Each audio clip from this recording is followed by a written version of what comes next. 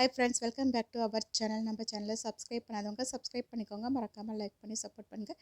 நாளைக்கான ப்ரோமோவில் என்ன நடக்குது பார்த்தீங்கன்னா, அயலி கொண்டு போயிட்டு காஃபி கொடுப்பாங்க. மாப்பிள்ளை வந்து இவர் கிடையாது வயசானவர் ஒருத்தரை காட்டும்போது அயலி அழுதுகிட்டே பார்த்தீங்கன்னா மேலே போயிடுவாங்க. எல்லாருமே வந்துட்டு என்ன பொண்ணு திடீர்னு அழுதுகிட்டே போகுது அப்படின்னு வந்து கேட்பாங்க. அது ஒன்றும் இல்லை, நான் பார்த்துட்டு வரேன்னு சொல்லிட்டு மேலே ஜமுனா செல்லம்மா எல்லாருமே வருவாங்க. அயலிக்கிட்ட வந்துட்டு மாப்பிள்ளை வீட்டுக்காரங்க கீழே வெயிட் பண்ணிட்டு இருக்காங்க. வா அயலி அப்படின்னு வந்து கூப்பிடுவாங்க. அயலி அழுதுகிட்டே நின்றுட்டு இருப்பாங்க. அப்போ ஜமுனா வந்து சொல்லுவாங்க, இங்கே பாரு, ஒழுங்கு மரியாதையாக கீழே வந்து மாப்பிள்ளையை பிடிச்சிருக்குன்னு சொல்லு. அப்படி மட்டும் நீ சொல்லலைன்னு வச்சுக்கிய, நான் என் பொண்ணு எல்லாருமே இந்த வீட்டை விட்டு போய் எங்கேயாச்சும் செத்து கிடப்போம் அப்படின்னு சொல்லிட்டு இருப்பாங்க. அயலி பார்த்தீங்கன்னா அழுதுகிட்டே இருப்பாங்க. அப்போ அயலியோட மாமா வந்துட்டு, என்ன ஜமுனா பேசிகிட்டு இருக்கேன், அயலிக்கு எப்படிப்பட்ட ஒரு மாப்பிள்ளையை பார்த்துருக்க அப்படின்வாங்க. அதை கேட்ட உடனே ஜமுனா, நான் என்ன பண்ணுறது, இவ அம்மா பண்ண வேலையால் மாப்பிள்ளையே கிடைக்கவே இல்லை, கிடைச்ச மாப்பிள்ளையை நான் கொண்டு வந்திருக்கேன். இங்கே பாரு அயலி, உனக்கு மாப்பிள்ளை பிடிச்சிருக்கு பிடிக்கலன்றது எனக்கு விஷயமே கிடையாது. கீழே எல்லாருமே வெயிட் பண்ணிட்டு இருக்காங்க. உனக்கு அரை மணி நேரம் தான் டைம். அதுக்குள்ளேயே நீ கீழே வந்து மாப்பிள்ளை பிடிச்சிருக்குன்னு அவங்க எல்லாரும் முன்னாடியும் சொல்கிற அப்படின்னு சொல்லிடுவாங்க.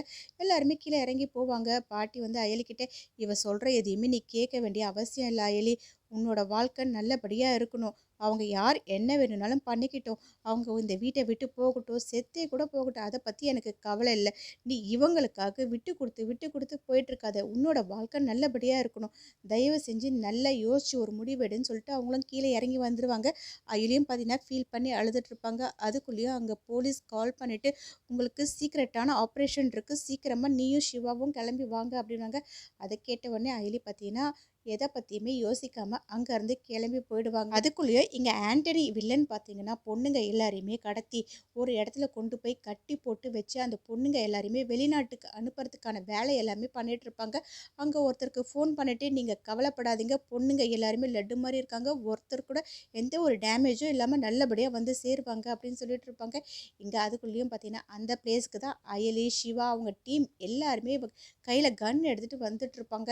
அப்போது ஒரு ரவுடி போயிட்டு ஆண்டனி கிட்ட, சார் இந்த இடத்துக்கு போலீஸ் வந்துடுச்சு, என்ன பண்ணுறது அப்படின்னு வந்து கேட்பாங்க. உடனே ஆண்டனி எதை பற்றியுமே யோசிக்காமல், பொண்ணுங்க எல்லாருக்குமே டேமேஜ் ஆகாமல் அவங்க எல்லாரையுமே சேஃபாக கொண்டு போயிட்டு ஒரு இடத்துல ஒழிச்சு வைங்க, நான் என்னன்றதை பார்த்துக்கிறேன் அப்படின்னு வந்து சொல்லுவாங்க. அதுக்குள்ளேயும் அந்த இடத்த சுற்றி அயலி சிவா அவங்க டீம் எல்லாருமே போயிடுவாங்க. ஆண்டனி என்ன பண்ணுறதுன்னு புரியாமல் திரு திருன்னு முழிச்சிட்டு இருப்பாங்க. இங்கே அயலியை காணுமேன்னு சொல்லிட்டு மாப்பிள்ளை வீட்டுக்காரங்க, என்னங்க இன்னும் பொண்ணு வரவே இல்லை, நாங்கள் இன்னும் எவ்வளோ நேரம் தான் வெயிட் பண்ணுறது அப்படின்னு வந்து கேட்பாங்க. உடனே ஜமுனா வந்து, நீ போய் பார்த்துட்டு வான்னு சொல்லி ரித்திகாவை அனுப்பி வைப்பாங்க. ரித்திகாவும் மேலே போய் பார்த்துட்டு அயலி ரூமில் இல்லைன்றத யோசிச்சுட்டு கீழே வந்து, அம்மா அவள் வீட்லேயே இல்லைம்மா, எங்கே போனால் தெரியல அப்படின்வாங்க. அதை கேட்ட மாப்பிள்ளை வீட்டுக்காரங்க பார்த்தீங்கன்னா ரொம்ப கோவமாக ஜமுனாவை திட்டிட்டு அங்கேருந்து கிளம்பி போயிடுவாங்க. ஜமுனாவுக்கு பார்த்தீங்கன்னா இன்னும் ரொம்பவே கோவம் அதிகமாகிடும்.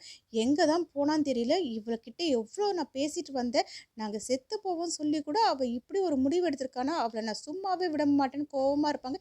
இப்படியே அந்த ப்ரோமோ எண்ட் ஆகும்.